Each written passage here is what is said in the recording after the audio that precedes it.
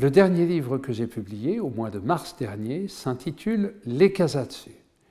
Et dans la mesure où je m'appelle Frédéric Casatsu, on devine quand même qu'il s'agit de l'histoire de ma famille.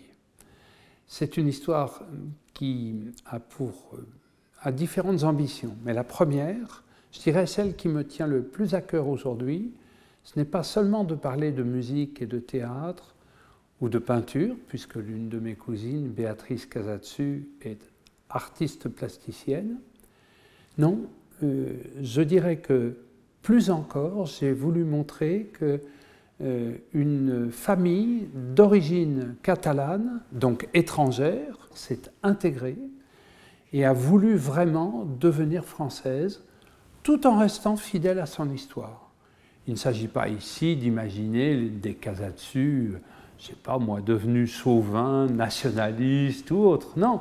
Mais cette famille a eu très tôt, je crois, le désir de s'intégrer et de rendre à la France tout ce que la France lui avait donné. Comme je le dis souvent, c'est un livre que je n'ai pas écrit pendant 20 ans. Parfois, les gens me disaient « Et ton livre sur la famille ?» ou « Et votre livre, vous aviez le projet d'écrire un livre sur votre famille ?» Et moi, à chaque fois, je disais « Oui, oui, il avance, j'y pense, oui, oui, bon. » Et en réalité, le livre n'avançait pas. Il était dans ma tête, j'y songeais, mais le livre ne venait pas.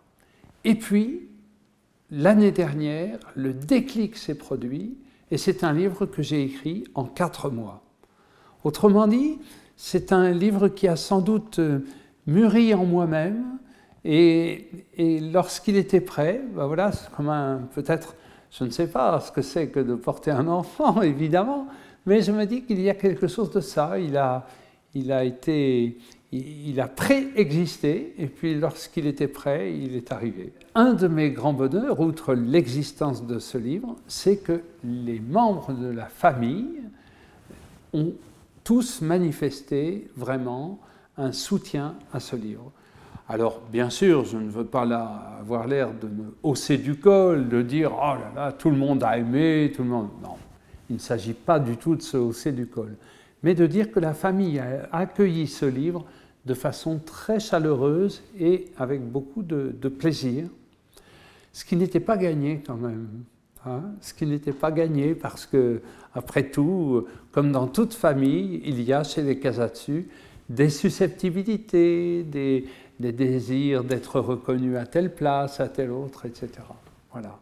Mais je crois que si ça a été le cas, c'est parce que je n'ai pas eu le désir d'établir un palmarès selon la notoriété, selon la réussite supposée de tel ou tel, mais de rendre compte de ce que j'appelle une geste collective, c'est-à-dire de gens qui ont tous, ou presque tous, fait le métier d'artiste, et avec quand même cette idée d'être fraternel et de donner à la France, parce que c'est ça au fond.